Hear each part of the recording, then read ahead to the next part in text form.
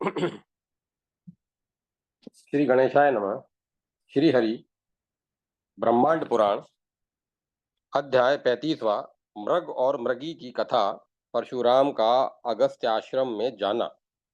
राजा सगर ने कहा कि हे गुरुदेव मुनि वशिष्ठ, परम तत्व जानने वाले तथा ध्यान और ज्ञान के अर्थ को जानने वाले भगवान की भक्ति में संलीन मन से अनुग्रह करने वाले आपके द्वारा भी, हे महाभाग, मैंने अच्छी कथा को सुना। आप संयत चित्त होकर अच्छी कथाएं कहते हैं। आप द्वारा कही गई मृगी ने मृग के मुंह से भार्गव राम द्वारा किए गए कार्य की भूत वर्तमान और भविष्य की कथाओं और नारायण की कथा युक्त समस्त कार्यों की कथा को हमने सुना। परंतु हे नाथ, इस कथा को हमें विस्तार में बताइए। वशिष्ठ जी ने कहा कि हे राजन, सुनो, मैं तुम्हें मृग के महान चरित्र को बता रहा हूँ। जैसे मृगी ने पूछा वैसे ही तत्व को जानने वाले मृग ने उसको वर्णन किया। उन महात्मा भार्गव राम का चरित्र सुनकर उस मृगी ने उस अपने पति से पुनः ज्ञान तत्व के अर्थ को जानने के लिए आदर से पूछा। मृगी ने कहा, साधु महाभाग, आपने हमें कृतार्थ कर दिया। हमने कोई संदेह नहीं इसमें कोई संदेह नहीं है जो कि इन महानुभाव भार्गव राम को अपने से आज आपको इंद्रियातीत ज्ञान हो गया है।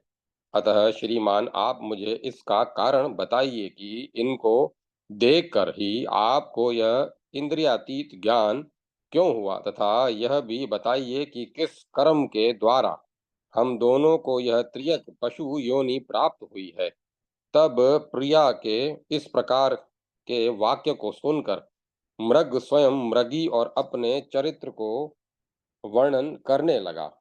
मृग ने कहा, हे महाभाग प्रिय, जिस प्रकार हम मृगता को प्राप्त हुए, अर्थात जिस कारण से हम मृग बने, उस कारण को सुनिए। हे महाभागे, इस संसार में होने का कारण, अर्थात किसी भी योनि में जन्म लेने का कारण उस जीव का भाव होता है। जीव की अच्छे और बुरे कर्मों से स्मृति होती है। प्राचीन काल में द्रविड़ देश में अनेकों प्रकार की समृद्धियों से भरे हुए कौशिक गोत्रीय ब्राह्मणों के कुल में पैदा हुआ था। मेरे पिता शिवदत्त नाम से शास्त्र विशारद हुए। उनके हम 4 द्विज श्रेष्ठ ब्राह्मण पुत्र हुए। उनमें सबसे बड़े राम से छोटे धर्म और उनसे छोटे पृथु थे। चौथा पुत्र मैं था, जो सूरी इस नाम से जाना जाता था। मेरे पिता महाशय शिवदत्त ने क्रमशः सबका यज्ञोपवीत वेदारंभ संस्कार कराकर रहस्यों सहित सांगोपांग वेदों का अध्ययन कराया। हम चारों ही वहाँ वेदों के अध्ययन में तत्पर रहे तथा गुरु की सेवा में लगे रहने के कारण हम सब ज्ञान परायण हो गए। वन में जाकर फूलों, जलों, फलों, समीधा, कुश, मिट्टी आदि यज्ञ सामग्रियों को लाकर पिता को देकर हम अपना अध्ययन ही करते थे। एक बार हम सब पर्वत वन में पहुंच गए। वहां कृतमाला नदी के तट पर चंचल झरना स्थित था। प्रातः काल में सबने प्रसन्न चित्त हो महानदी में स्नान किया। वहां अर्घ्य देकर जप करके उस उत्तम पर्वत पर हम चढ़ गए।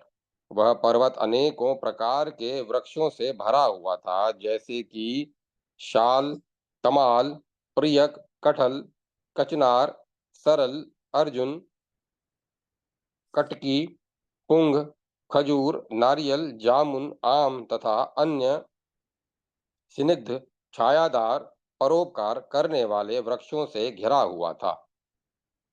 जिन वृक्षों पर पूर्ण हर्ष से पक्षी शब्द करते रहते थे तथा उस पर्वत की कंदराओं में शार्दुल, सिंह, भालू, गेंडे, मृग, गजराज, शरभ आदि रहते थे तथा वह पर्वत मल्लिका, गुलाब, कुंद, कर्णिकार, कदम्ब आदि सुगंधित वृक्षों से युक्त था तथा अन्य वायु अन्य वायु द्वारा लेकर गई सुगंधियों से भरा हुआ था।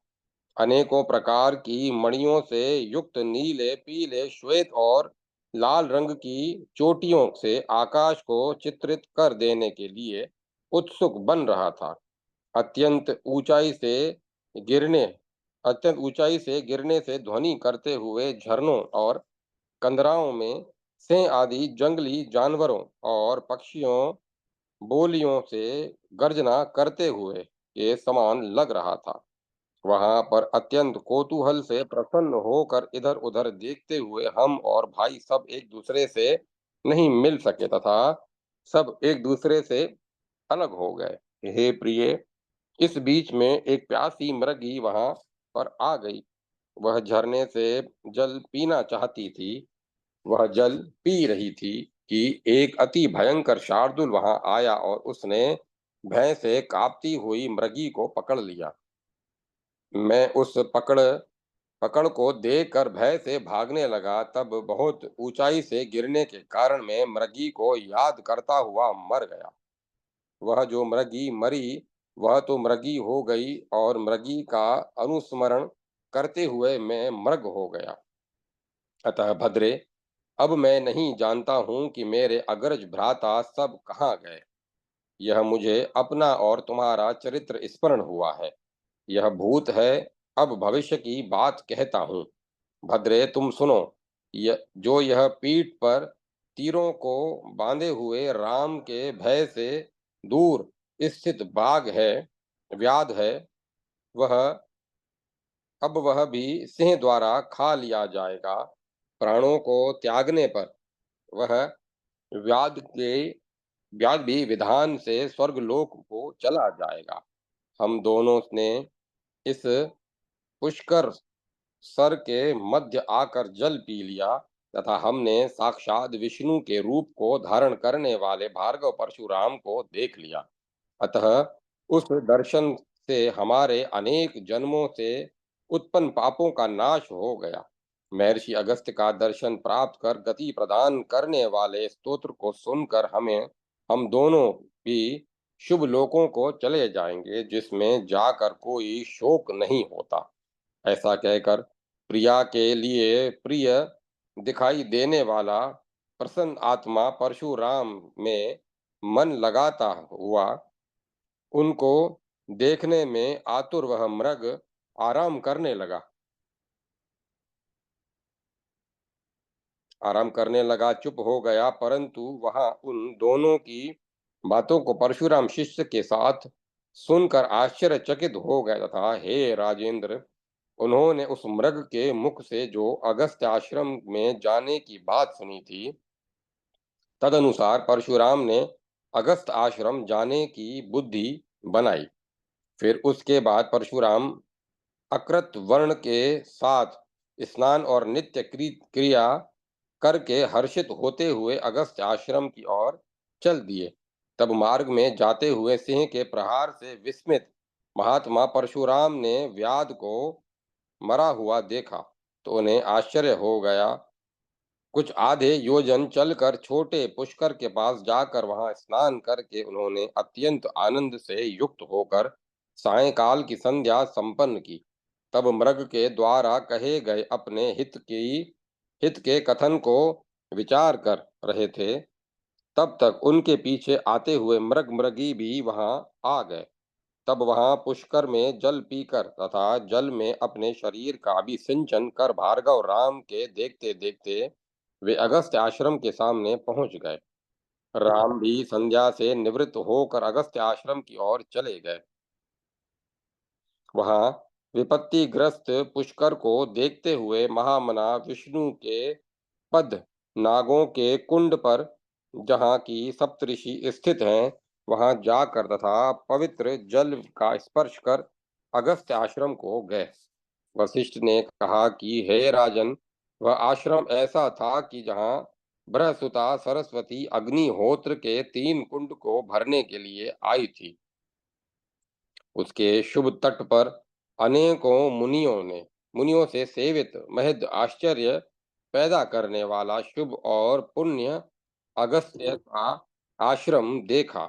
वह आश्रम मृगों सिंहों के द्वारा शांत मनों से साथ साथ रहने के साथ सेवित था, अर्थात उस आश्रम में हिरन और सिंह शांत मन से एक साथ रहते चलते फिरते थे।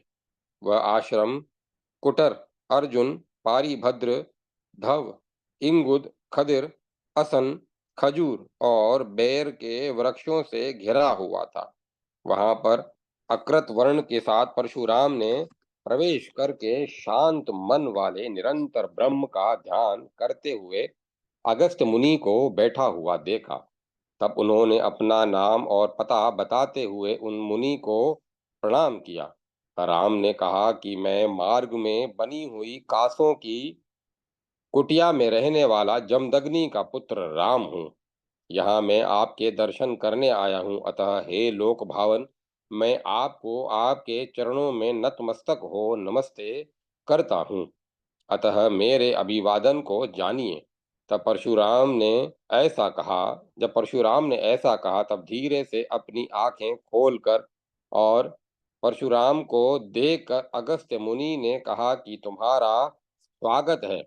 ऐसा कहकर उनके लिए आसन लाने का आदेश दिया। शिष्यों द्वारा आसन लाया गया, तब बैठाकर शिष्य के द्वारा मधुपर्क लाकर उन्हें दिया गया। तब मुनि ने उनसे तप तथा कुल की कुशलता पूछी। उनके द्वारा पूछने पर भगवान राम ने अगस्त्य मुनि से कहा कि हे ईश, आपके दर्शन हो जाने से ही मेरी सब प्रकार की कुशलता है। किंतु हे विभो, एक संशय मुझे हो गया है, आप अपने वचनामृतों से उसका खंडन कीजिए। वह यह कि मैंने पुष्कर के मध्य में एक मृग देखा। उसने मेरे भूत और भविष्य का समस्त वृतांत कह दिया। उनको सुनकर आश्चर्यचकित होकर मैं आपकी शरण में आया हूँ। आप मेरी रक्षा कीजिए। कृपया नाथ शिव के द्वारा दिए गए मेरे साधन रूप महामुनि कवच को मुझे सिद्ध कराइए। उस कृष्ण नामक कवच का साधन करते हुए मुझे सैकड़ों वर्ष बीत गए, परंतु फिर भी मैंने सिद्धि नहीं प्राप्त की। अतः आप कृपा करके बताइए कि यह वह कवच कैसे सिद्ध होगा। वशिष्ठ ने कहा, हे महाराज, सुमहात्मा परशुराम के प्रश्न को सुनकर क्षण भर ध्यान से मृग द्वारा कहे गए कथन की मृगी के साथ अपने आश्रम में कृष्णामृत स्तोत्र को सुनने के लिए आया था, उस सब कारण को मुनि ने हृदय से जान लिया और विचार करके परशुराम को अपने वचनामृतों से आश्वासन दिया। इस प्रकार श्री ब्रह्मांड पुराण वायु प्रोक्त मध्य भाग तृतीय उपोद्घात पाद 35वां अध्याय मृग और मृगी की कथा परशुराम का अगस्त्य आश्रम में जाना संपन्न हुआ। जय माता सरस्वती। जय मां सरस्वती। अध्याय 36वां अगस्त्य द्वारा कृष्ण प्रेमामृत स्तोत्र का कथन। वशिष्ठ ने कहा कि हे राजन, प्रसन्न चित्त मुनि कुंभज अगस्त्य ने सब कारण जानकर भार्गव राम से कहा। अगस्त्य ने कहा कि हे राम, सुनो, मैं तुम्हारे हित की बात कह रहा हूँ, जिसके द्वारा तुम शीघ्र ही मंत्र की सिद्धि प्राप्त कर सकोगे। अगस्त्य मुनि बता रहे थे कि महामते, 3 प्रकार की भक्ति के लक्षण को जानकर जो मनुष्य प्रयत्न करता है, उसको उसकी सिद्धि शीघ्र होती है। एक बार मैं परम आनंद से अनंत दर्शन की इच्छा से नाग राजेंद्रों को से शोभित पाताल लोक में चला गया। वहां पर हे महाभाग, मैंने चारों ओर सनकादि, नारद, गौतम, जाजली, क्रतु, ऋभु, हंस, अरुणी, वाल्मीकि, शक्ति, आसुरी आदि को तथा अन्य वात्सायन आदि प्रमुख महासिद्धों को देखा। वे सब वहां बैठे हुए ज्ञान के लिए फणी नायक वासुकी की उपासना कर रहे थे। उनको नमस्कार कर नागेंद्रों और सिद्ध महापुरुषों के साथ वहां आनंद से वैष्णवी कथा सुनता मैं भी बैठ गया। हे महाभाग, जो यह भूमि है वह प्राणियों को धारण करने वाली और स्वरूप वाली साकार है। यह उन फणी नामक शेषनाग के सामने बैठी हुई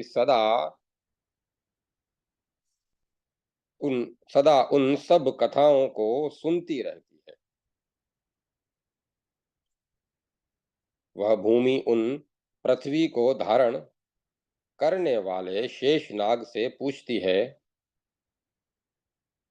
वे बताते हैं, वहां पर उन शेषनाग की कृपा से वहां बैठे हुए सब ऋषिगण कथाओं को सुनते हैं।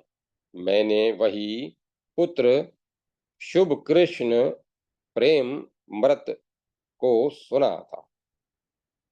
उस स्तोत्र को मैं तुम्हें बताऊंगा जिसके लिए तुम यहाँ आए हो। वह वराह आदि अवतारों पाप नाशक चरित्र है। वह चरित्र सुख प्रदान करने वाला, मोक्ष प्रदान करने वाला और ज्ञान विज्ञान का कारण है। हे वत्स, उस सब चरित्र को सुनकर प्रमुदित धारा प्रणाम करती हुई कृष्ण द्वारा कहे गए चरित्र को पुनः जानने के लिए धराधर शेषनाग से बोली।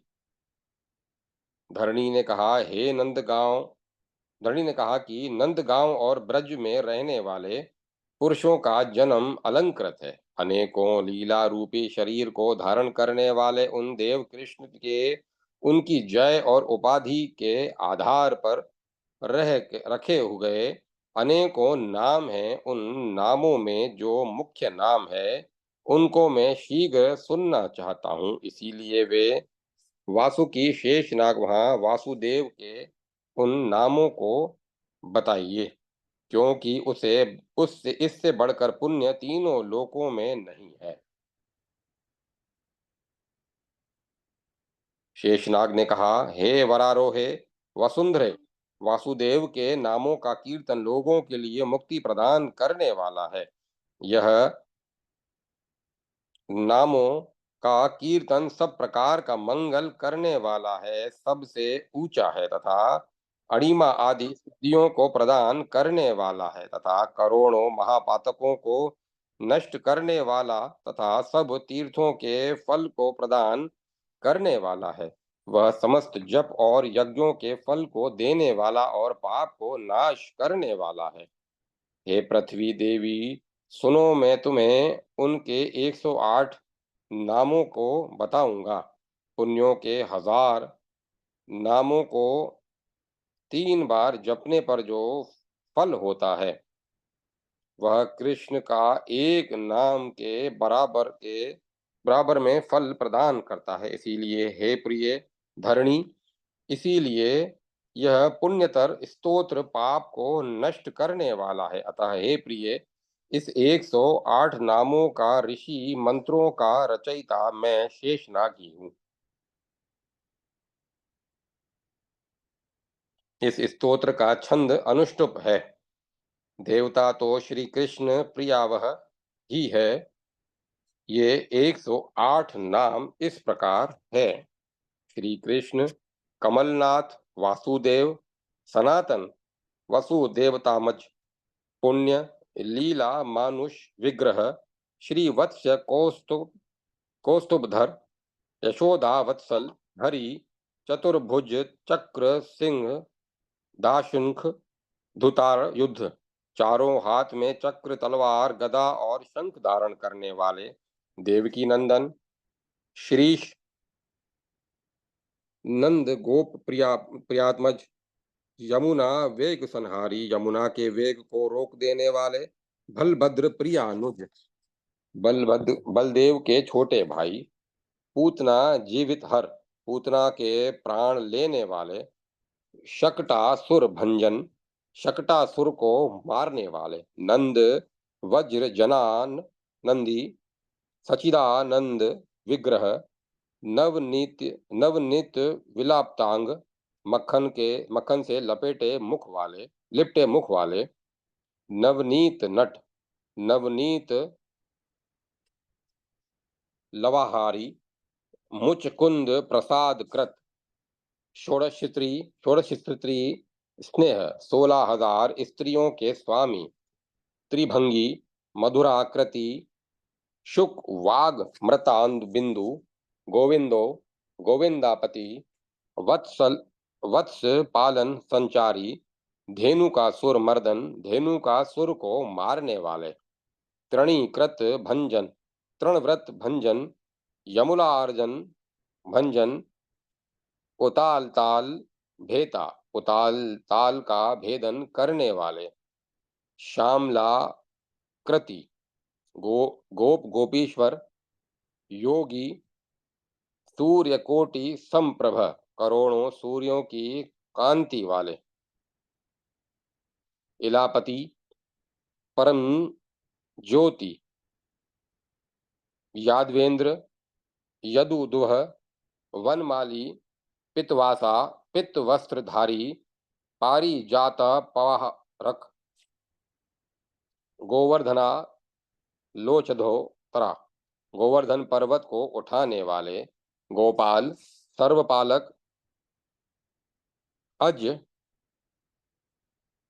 निरंजन, कामजनक, कंजलोचन, मधुहा, मथुरानाथ, द्वारकानाथ, बलि, वृंदावंत संचारी, वृंदावन बिहारी, तुलसी दाम भूषण, संयमत कम, संयमत कण में है हरता, संयमत मणि को चुराने वाले, नर नारायण यात्मक, कुबजा कष्ट भर धर, माई, परम पुरुष, मुष्टिकासुर, चाणुर, मल्ल युद्ध विशारद, मुष्टिकासुर और चाणुर के साथ युद्ध करने में कौशल, संसारवेरी, कंसारी, मुरारी, नरंकातक, अनादि ब्रह्मचारी, कृष्ण व्यसन कर्षक, शिशुपाल, शिर, चेता, दुर्योधन,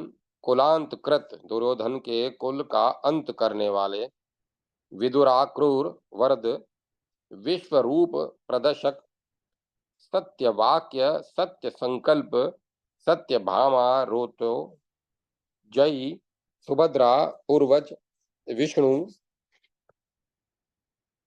भीष्म मुक्ति प्रदायक, जगतगुरु, जगन्नाथ, वेणो वाग विशारद, वृषभासुर विध्वंसी, वृषभासुर का नाश करने वाले, बकारी, बाण बहुक्रतु बहुकृत, युधिष्ठर प्रतिष्ठा, युधिष्ठर के प्रतिष्ठाता,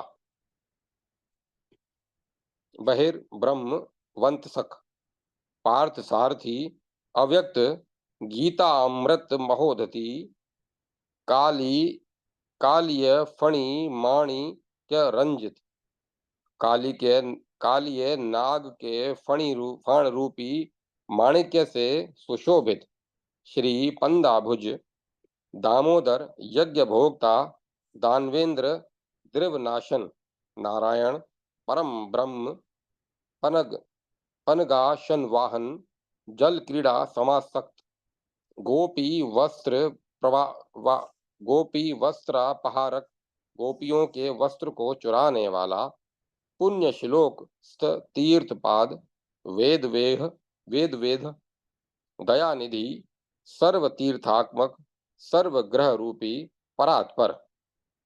इस प्रकार ये श्री कृष्ण देव नाम से 108 नाम हैं, जिनको पूर्व काल में कृष्ण अथवा कृष्ण भक्त के द्वारा गीता अमृत का सुनकर कृष्ण प्रिय स्तोत्र को मैंने बताया है, क्योंकि मैंने सुना है कि कृष्ण प्रेमामृत स्तोत्र परमानंददायक है। यह अत्यंत उपद्रव और दुख को नष्ट करने वाला है तथा बहुत अधिक वायु बढ़ाने वाला है। इस जन्म में दान व्रत जप तीर्थ जो कुछ किया है उसको सब उसका सब फल कृष्ण नाम स्तोत्र को बढ़ाने वाला, और सुनने वालों का करोड़ों गुना हो जाता है। यह स्तोत्र पुत्रहीनों को पुत्र प्रदान करने वाला है तथा गतिहीनों को गति प्रदान करने वाला है। यह स्तोत्र दरिद्रों को धन देने वाला है और जय की इच्छा रखने वालों को जय प्रदान करने वाला है। गोकुल के शिष्यों को पुष्टि देने वाला तथा पुण्य बढ़ाने वाला है। यह बालकों के रोग और ग्रह आदि प्रकोपों को शांत करने वाला है तथा अंत में कृष्ण का स्मरण दिलाने वाला है तथा संसार में होने वाले तीनों लोकों के तापों आदि भौतिक आदि देविक और आध्यात्मिक को दूर करने वाला है। शेषनाग ने धरणी से कहा कि हे भद्रे, जो आत्माओं के जपादि कर हैं वे आसिद्ध साधक हैं। अतः हे अतः मैं कृष्ण के लिए यादवेंद्र के लिए ज्ञान मुद्रा वाले योगी के लिए संसार के नाथ के लिए रुक्मणी के स्वामी के लिए वेदांत ज्ञानी के लिए नमस्कार करता हूँ। कृष्णाय यादवेंद्राय ज्ञान मुद्राय योगिने नाथाय रुक्मणीशाय नमो वेदांत वेदिने।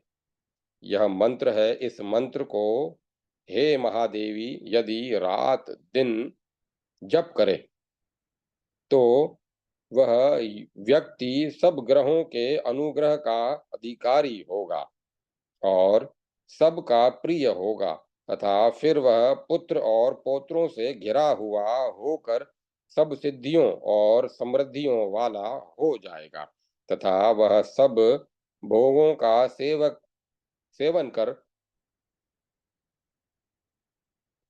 अंत में भी श्री कृष्ण का सायुज्य प्राप्त करेगा। अगस्त्य ने कहा कि इस प्रकार इतना सब अनंत भगवान कृष्ण के बारे में कहा गया, जिनकी मूर्ति तो संकर्षण नाम की है। उस इस प्रकार के मानद धराधर शेषनाग ने संसार को धारण करने वाली धरा को निर्देश करके कथा का विराम कर दिया। अगस्त्य मुनि ने भार्गव राम से कहा कि इसके बाद जब शेषनाग ने कथा समाप्त कर दी तब जो सब सनकादि ऋषि जो समाधिस्थ होकर कथा को सुन रहे थे वे आनंद के पूर्ण सागर में डूब गए और अहीश्वर शेषनाग को वे सब भजने लगे। ऋषियों ने कहा, हे समस्त विश्व को भावना प्रदान करने वाले, शरण में आए हुए के दुखों को हरने वाले, अव्यय आत्मा वाले शेष नाग आपको नमस्कार है। आप पृथ्वी को धारण करने वाले कृपा के सागर हैं। विश्व को पैदा करने वाले शेष नाग को नमस्कार है। ऋषियों ने कहा कि हे विभो, आपने हमें कृष्णामृत पिलाया है जिसने हमारे सब के पापों को धो दिया है। हे विभो, आप जैसे ही दीनों पर दया करने वाले अपने सनंतों भक्तों का उद्धार कर देते हैं। इस प्रकार शेषनाग के समस्त कामनाओं को पूर्ण करने वाले चरणों में मन को लगाकर धराधर शेष की परिक्रमा करके हम सब अपने आवास पर चले गए। इस प्रकार हे राम तुमने इस प्रकार हे राम हमने तुम्हें कृष्ण प्रेमामृत नामक स्तोत्र को कहा है। यह राधा कृष्ण परिपूर्ण कृष्ण का स्तोत्र है जो सिद्धि प्रदान अतः करने वाला है। अतः हे परशुराम महाभाग, यह स्तोत्र परम दुर्लभ है तथा इसको कथा कहते हुए साक्षात भगवान शेषनाग से सुना है। जितने भी मंत्र जाल हैं, स्तोत्र हैं और कवच हैं, वे सब त्रिलोक्य में इसके अनुशीलन से सिद्धि हो जाती है। वशिष्ठ ने कहा कि हे महाराज, इस प्रकार जब तक कृष्ण प्रेमामृत स्तव स्तव को कहकर मुनि रुके थे, तब स्वर्ग के से यान आ गया। उस यान वह यह यान चार मन के समान वेग वाले अद्भुत सिद्धों से इच्छा अनुसार चलने वाला था। उस यान में बैठकर स्त्री पुरुष और हिरण तब अगस्त के चरणों में नमन कर उस यान पर सानंद चढ़ गए तथा दिव्य देह धारण कर शंख चक्र आदि के से चिन्हित वे दोनों भार्गव और अगस्त्य सब प्राणियों के देखते देखते सब देवों द्वारा नमस्कृत वैष्णव लोक को चले गए। इस प्रकार भी ब्रह्मांड श्री ब्रह्मांड पुराण वायु प्रोक्त मध्य भाग तृतीय उपोद्घात पाद 36वां अध्याय अगस्त्य द्वारा कृष्ण प्रेमामृत स्तोत्र का कथन संपन्न हुआ। जय माता सरस्वती। जय मां सरस्वती। अध्याय 37वां परशुराम को कृष्ण का वरदान। वशिष्ठ ने कहा, पूर्व अध्याय में जो वर्णित हुआ कि विमान में सब वैष्णव लोग चले गए, तब इस महान अद्भुत आश्चर्य को देखकर परशुराम ने उन दोनों का सब वृतांत जैसा सुना था वह अगस्त्य मुनि को बताया। उसको सुनकर घोड़े से उसको सुनकर घड़े से उत्पन्न हुए साक्षात भगवान अगस्त्य प्रसन्न होते हुए आगे स्थित परशुराम से बोले। अगस्त्य ने कहा, हे कार्य और अकार्य को जानने वाले महाभाग परशुराम, सुनो। मैं तुम्हें तुम्हारे हित की बात बताता हूँ, उसे तुम मन लगाकर करो। यहाँ से थोड़ी दूर पर भगवान विष्णु का एक बहुत अच्छा महान स्थान है, जहाँ पर उन महात्मा विष्णु के रखे हुए पद चिन्ह दिखाई देते हैं, जहाँ से गंगा उत्पन्न हुई है तथा महात्मा वामन ने राक्षस बलि को वश में करने के लिए पृथ्वी को 3 कदम में नाप लिया था तथा चरणाग्र भाग से जल निकालकर लोगों को पवित्र किया तथा वहां उस स्थान पर जाकर अन्यत्र ध्यान न लगाते हुए एकाग्र चित्त होकर नियमित रूप से निश्चित आसन लगाकर इस स्तोत्र को पढ़ो। अतः तुमने जो इस कवच को सिद्ध करने की इच्छा से पहले अभ्यास किया है, वह कवच अच्छे से अभ्यास किया है, वह कवच शत्रुओं को नाश करने के लिए सिद्धि देने वाला होगा। वशिष्ठ ने कहा, इस प्रकार जब अगस्त्य मुनि ने कहा, तब शत्रु का नाश करने वाले परशुराम शांत मुनि को नमस्कार कर आश्रम से बाहर निकल आए। फिर हे नृप, उस मृग से वे शीघ्र वहां पहुंचे जहां उत्तर पद के रखने से सर्व नदी गंगा निर्गत हुई थी। वहां पर अकृत वर्ण के साथ वास करके उन्होंने कृष्ण प्रेमामृत नामक दिव्य स्तव का अभ्यास किया। उस वज्रपति भगवान कृष्ण के स्तोत्र का जप करने से हरि संतुष्ट हो प्रसन्न हो गए। वशिष्ठ कहते हैं कि तब हे राजन, तब वे हरि विष्णु जमदग्नि पुत्र राम को दर्शन देने गए।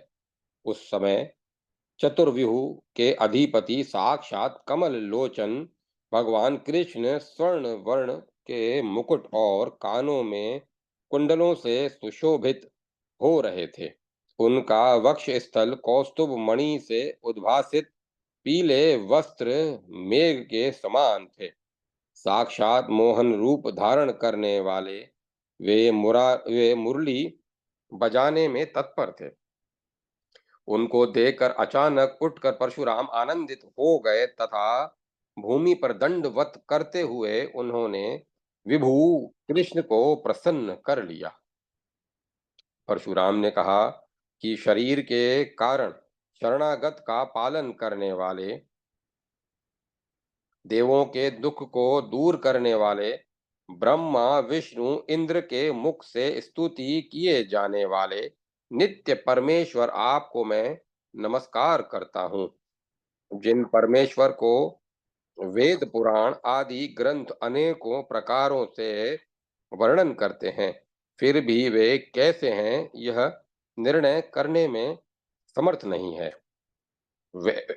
ऐसे वे जिनको बताया नहीं जा सकता कि वे कहाँ रहते हैं, जो कैसे हैं, जो अजन्मा है, पुराण पुरुष हैं तथा जिनका कोई अंत नहीं है, ऐसे उन तुम्हारी मैं स्तुति करता हूँ। हे नाथ, मुझ पर दया करो, जो एक ईश अपने वांछित को प्रदान करने वाले संसार में विहार करने तथा संसार की रक्षा करने के लिए शरीर को धारण करते हैं। अनेकों प्रकार के देव, मनुष्य, पशु, पक्षी, जल जीवों आदि सब में भूमि के दुखों को दूर करने के लिए शरीर धारण करते हैं। ऐसे आप भक्तजनों के प्रति अनुराग करने वाले तथा लक्ष्मी आदि के प्रति विशेष आसक्ति रखने वाले, स्वयं ही विभिचारी और दुष्ट पुरुषों के चित्तों में भी प्रेम निबद्ध मन वाले आपको मैं नमस्कार करता हूँ, जिससे असुर, सुर, नर, किन्नर, पशु, पक्षी आदि योनियों वाले भी प्रसन्न हैं। वे सब उन देवों के देव, अभिष्ट वस्तु को प्रदान करने वाले, निरह गुणों से रहित अर्थात अचिंत्य, अव्यक्त, समस्त पापों को नष्ट करने वाले, प्राप्त और तथा प्रेम के निधान को अनेकों प्रकार के तपों से तापों से अपने शरीर को तपाते हैं, अर्थात चारों ओर जलती हुई आग तथा पावची सूर्य की अग्नि इस प्रकार पंचाग्नि के मध्य तपते हैं तथा अनेक अन्य लोग अनेकों प्रकार के यज्ञों से उनकी पूजा करते हैं। हे विभो, वे स्वप्न में भी तुम्हारे अलौकिक रूप को किसी भी स्वार्थ से प्रेरित वासना से नहीं देखते हैं। जो भवसागर के श्रम से दुखी खिन्न चित्त वाले तुम्हारे चरणों को विधिवत स्मरण करते हैं तथा भक्ति पूर्वक चरणों में सिर झुकाते हैं, सम्यक प्रकार से चरणों की पूजा करते हैं तथा अथवा सभा में परस्पर वर्णन करते हैं, वे आपके चरण कमलों में अनेक जन्मों के पापों को नष्ट करने में मन लगाने वाले स्वयं तर जाते हैं तथा दूसरों को भी तार देते हैं। ऐसा भवसागर को पार करने वाली औषधि नाम का अमृत तुम्हारे पास है। हे प्रभु, मैं काम में चित्त रखने वाला कामी पुरुष अनेकों प्रयत्नों से आपकी आराधना करता हूँ। हे नाथ, आप सब कुछ जानते हैं। आपके लिए इस संसार में क्या विज्ञाप्य बताने योग्य है। वशिष्ठ ने कहा, इस प्रकार स्तुति करते हुए सामने ही अवनत परशुराम से गंभीर वाणी से माया से मोहित करते हुए वे समान कृष्ण बोले। कृष्ण ने कहा, अरे महाभाग परशुराम, सुनो, कवच की स्तुति करने के प्रभाव से तुम्हारा उत्तम कार्य सिद्ध हो गया। अतः अब तुम उस घमंडी राजा कार्तवीर को मारकर अपने पिता का वैर साध कर पृथ्वी को क्षत्रिय रहित करो। इस धरातल पर यह कार्तवीर मेरा ही चक्रावतार है। हे द्विजश्रेष्ठ, इसका कार्य पूरा हो चुका है, अतः हे मानद, तुम अपना कार्य संपन्न करो। आज से लेके इस संसार को आप मेरे अंश के आवेश से युक्त हो गए हो। अब यथाकाल तक कर्ता हर्ता एवं स्वयं प्रभु होकर विचरण करोगे। तथा हे वत्स, 24वें त्रेता युग में मैं रघुवंश के में जन्म लूंगा और मेरा नाम राम होगा, तथा मैं 4 प्रकार के सेनाओं से युक्त होऊंगा। उस समय राजा दशरथ से कौशल्या के गर्भ में पैदा होकर कौशल्या को आनंद पैदा करने वाला बनूंगा। तब ऋषि विश्वामित्र की यज्ञों की रक्षा कर लक्ष्मण के साथ महाराजा जनक के महान नगर में जाऊंगा। वहां भगवान शंकर के धनुष को तोड़कर विदेह राज जनक की पुत्री सीता से विवाह करूंगा। तब उस समय धनुष तोड़कर अयोध्या जाते हुए तुम्हारे अहंकार युक्त तेज को दूर करूंगा। वशिष्ठ ने कहा, हे राजन, इस प्रकार महात्मा परशुराम को आदेश देकर परशुराम के देखते ही देखते श्री कृष्ण अंतर्ध्यान हो गए। इस प्रकार श्री ब्रह्मांड पुराण वायु प्रोक्त मध्य भाग तृतीय उपोद्घात पाद 37वां अध्याय भार्गव चरित में परशुराम को कृष्ण का वरदान संपन्न हुआ।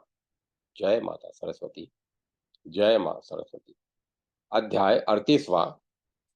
कार्तवीर्य अर्जुन के साथ परशुराम युद्ध, राजा मत्स्य का वध। वशिष्ठ ने कहा कि भगवान कृष्ण के अंतर्ध्यान हो जाने पर महान यशस्वी राम ने कृष्ण की कृपा से अपनी आत्मा को उनसे मुक्त युक्त मान लिया। फिर उसके बाद अकृत वर्ण के 7वें परशुराम जलती हुई अग्नि के समान जलते हुए महिष्मती नगरी की ओर चले, जहाँ की नदियों में श्रेष्ठ पापों को हरने वाले पुण्य नर्मदा नदी पापों को हरने वाली पुण्य नर्मदा नदी है, जो पापी प्राणियों को दर्शन से ही पवित्र कर देती है। प्राचीन काल में जहाँ महात्मा भगवान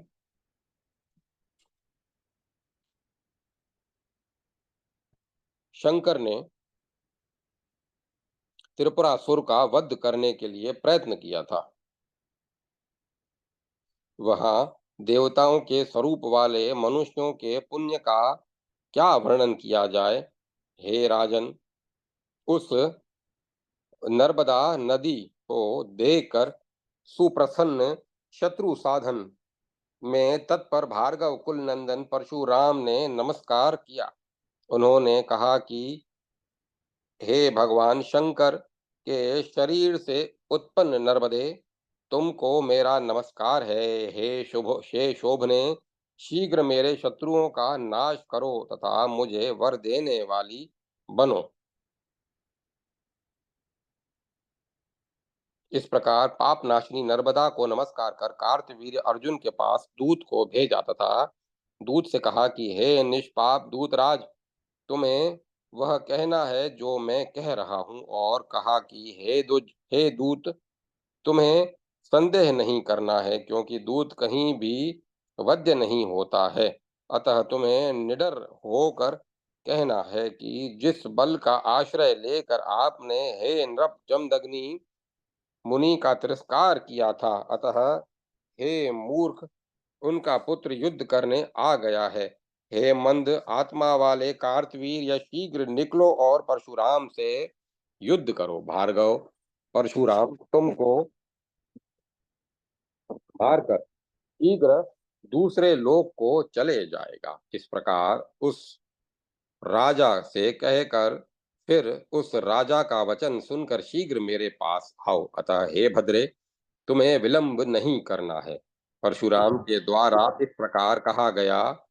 वह दूत है पति कार्तवीर्य के पास गया और उसने परशुराम द्वारा कहे गए समस्त कथन को कार्तवीर्य की सभा में सुना दिया। वह भगवान दत्तात्रेय का भक्त महाबलवान और पराक्रमी राजा सुनकर अत्यंत क्रोधित हो गया और फिर उस दूत से परशुराम को कहने योग्य उत्तर देने लगा। कार्तवीर्य ने कहा, मैंने अपनी भुजाओं के बल से ही दत्तात्रेय द्वारा दी गई समस्त पृथ्वी पर विजय प्राप्त की और फिर बलपूर्वक राजाओं को बांधकर अपने नगर में लाया। वह बल मेरे में मौजूद है। अब तुम्हें मैं युद्ध में देखूंगा। इस प्रकार कहकर है अधिपति कार्तवीर ने दूत को लौटा दिया और फिर बोलने वालों में श्रेष्ठ उस राजा ने सेना अध्यक्ष को बुलाकर उससे कहा, हे महाभाग, हे वीर श्रेष्ठ सेनापति, मेरे सेना को तैयार करो। अब मैं भार्गव राम से युद्ध करूंगा, देर मत करो। इस प्रकार कहने पर महावीर प्रतापी सेनापति ने चतुरंग सेना को सजाकर राजा से बता दिया। वशिष्ठ ने कहा कि तब हे राजन, सेना को सजा हुआ देखकर है अधिपति राजा कार्तवीर्य प्रसन्नता से सारथी द्वारा लाए गए रथ पर सवार हुए। उन राजा के चारों ओर सामंत मंडलेश्वर मंडलेश्वर तथा अनेक अश्वरोही सेना थी। उन सब से युक्त तथा सबसे घिरा हुआ वह राजा उपस्थित हुआ। उस सागर के समान सेना में करोड़ों हाथी थे तथा असंख्य घोड़े और रथ थे। उस सेना के अनेकों वंशों में पैदा हुए भूपाल दिखाई दे रहे थे तथा महावीर विशालकाय अनेकों प्रकार के युद्धों में कुशल, अनेकों शस्त्रों और अस्त्रों में कुशल, अनेकों वाहनों पर सवार राजा दिखाई दे रहे थे तथा अनेकों अलंकारों से युक्त मदमत गढ़स्थल से बहते हुए मद से विभूषित किसी महान लक्ष्य अर्थात युद्ध में जीतने के लक्ष्य को लेकर चलने वाले अनेकों प्रकार के हाथी दिखाई दे रहे थे तथा अनेकों प्रकार के युद्धों की जानकारी रखने वाले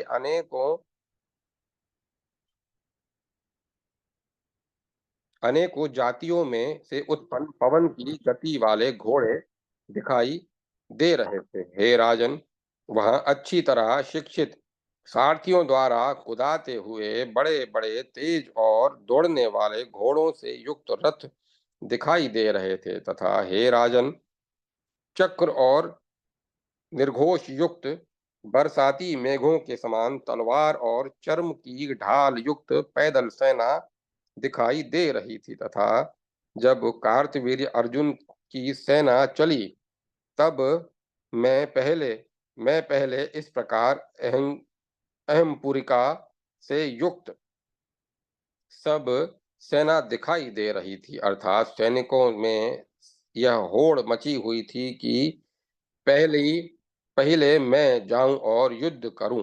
इस प्रकार सब युद्ध के लिए उत्तेजित थे। उस समय जबकि कार्तवीर्य की सेना चल रही थी तब समस्त आकाश और दसों दिशाओं धूल से भर गई थी। अनेक दसों दिशाएं धूल से भर गई थी। अनेक प्रकारों के बाजों के निर्घोषों से, घोड़ों की हिनहिनाटों से तथा हाथियों की चिंगाड़ों से हे राजन, समस्त आकाश मंडल भर गया था। वशिष्ठ ने सागर से वशिष्ठ ने सगर से कहा कि हे राजन, जब राजा युद्ध के लिए जा रहे थे तब उन्होंने मार्ग में मृत्यु का दैत्य कर्म करने वाले विपरीत शकुनों को देखा, अर्थात मौत को सूचित करने वाले अपशकुनों को देखा। उस समय बल उस समय बाल, खुली हुई नासिका, कटी हुई रोती हुई नंगी स्त्री को देखा और काले वस्त्र पहने हुए स्त्री को देखा तथा मेले वस्त्र देखे, कहीं फटे वस्त्र देखे, कहीं घेरुआ वस्त्र पहने हुए मनुष्यों को देखा, कहीं अंगहीन और कहीं दुखी मन वाले आदमियों को देखा, कहीं गोह, खरगोश, शल्य, खाली घड़ा सर्प को देखा, कहीं कपास, कच्छल, तेल नमक हड्डी का टुकड़ा देखा तथा उस राजा ने अपने दाएं हाथ पर भयंकर आवाज करते हुए सियार को देखा। मार्ग में रोगी, पुलकस, बाज और भालू को देखा। यह सब देख करके भी वह राजा काल के पाश में बंधा हुआ हठ पूर्वक युद्ध करने को चल रहा था। तब उसने नर्मदा नदी के किनारे पर स्थित अकृत वर्ण के साथ वट वृक्ष की छाया में बैठे हुए परशुराम को देखा। तब सैकड़ों करोड़ों राजाओं से युक्त सहस्त्र अशोणी सेना से युक्त नरपश्रेष्ठ कार्तवीर्य को देखकर राम बहुत प्रसन्न हुए और बोले कि आज बहुत प्राचीन काल से चाहा हुआ कार्य सिद्ध होने को आ गया है, जो कि आज नीच राजा कार्तवीर्य दृष्टि गोचर हो गया। इस प्रकार ऐसा कहकर और उठकर परशु आयुध को धारण करके उसी प्रकार क्रोधित हो गए, जिस प्रकार की शत्रु के नाश के लिए जम्हाई लेता हुआ सिंह क्रुद्ध होता है। युद्ध के लिए तथा सैनिकों के वध के लिए तैयार परशुराम को देखकर सब उसी प्रकार कांपने लगे, जिस प्रकार शरीरधारी प्राणी मृत्यु से कांपते हैं। जहां उन परशुराम ने वायु के समान वेग वाले बाण को क्रोध से युक्त होकर छोड़ा, उसके बाद अनेकों हाथियों, घोड़ों और शूरवीरों की भुजाएं और कंधे कट गए और फिर वे सब भूमि पर गिर गए। जिस प्रकार मदयुक्त गजराज दौड़ता हुआ कमल के वन को उजाड़ देता है, उसी प्रकार मन और वायु के समान ओज वाले परशुराम ने राजा कार्तवीर्य की सेना को रौंद डाला। इस प्रकार शस्त्र धारण करने वालों में वशिष्ठ वरिष्ठ रण में पराक्रम के साथ प्रहार करते हुए उन परशु को देखकर मत्स्यराज धनुष उठाकर महान रथ पर बैठकर युद्ध क्षेत्र में आ गया और फिर अग्नि में अग्नि के समान उग्र तेज वाले बाणों को छोड़ता हुआ भार्गव परशुराम के पास आया।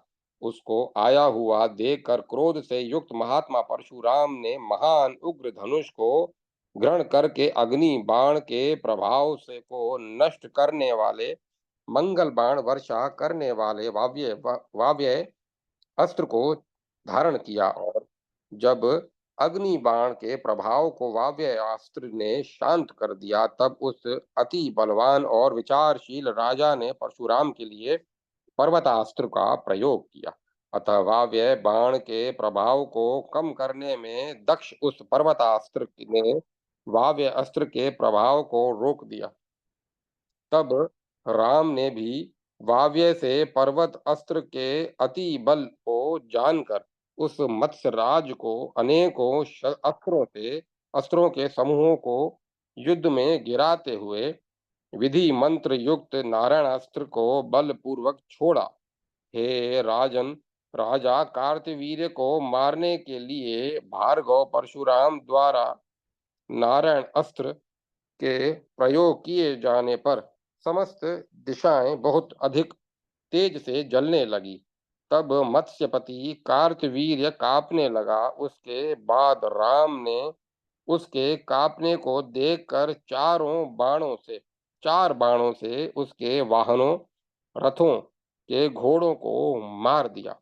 एक बाण से महात्मा परशुराम ने कार्तवीर्य के रथ की ध्वजा को छेद डाला और दो बाणों से उसके धनुष को तोड़ दिया। एक बाण से बलपूर्वक सारथी को मारकर तीन बाणों से राजा के रथ को भूमि पर गिरा दिया। तब वह रथ को छोड़कर भूमि पर आ गया। तब परशुराम ने उसके सिर पर फरसे से शीघ्र प्रहार किया। तब उस राजा का सिर फट गया और फिर उसके मुंह से रक्त बहने लगा और फिर वह मूर्छित हो गया था। फिर क्षण भर में मर गया। उसकी सेना अस्त्र द्वारा जल गई, अतः क्षण में भस्मसात होकर विनाश को प्राप्त हो गई। उस चंद्रवंश में उत्पन्न मत्स्यराज नृपति श्रेष्ठ मंगल के भूमि पर गिरने पर परशुराम हर्ष को प्राप्त हुए। परशुराम बहुत प्रसन्न हुए। इस प्रकार श्री ब्रह्मांड पुराण वायु प्रोक्त मध्य भाग तृतीय उपोद्घात पाद 38वां अध्याय कार्तवीर्य अर्जुन के साथ परशुराम युद्ध राजा मत्स्य का वध संपन्न हुआ। जय माता सरस्वती। जय मां सरस्वती। ओम नमो नारायण। ओम नमः शिवाय। ओम नमो भगवते वासुदेवाय। ओम तत्सत। ओम तत्सत। ओम तत्सत। कथा को विराम दिया जाता है।